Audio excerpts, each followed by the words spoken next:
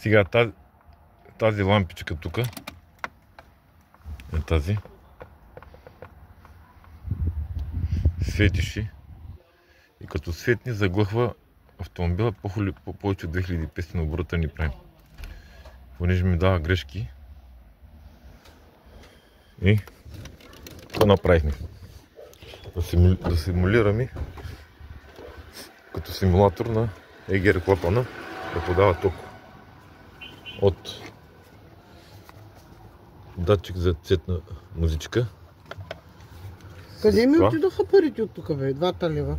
Сигурно са паднали долу. Чакай малко. И даваме, то понеже е 12 волта. 12 волта. Симулатор.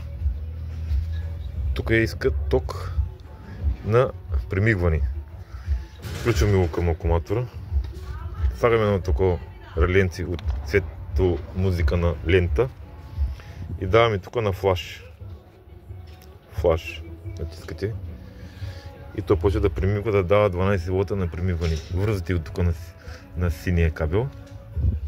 И дава, симулира, че егер клапана работи. Симулация. Правим.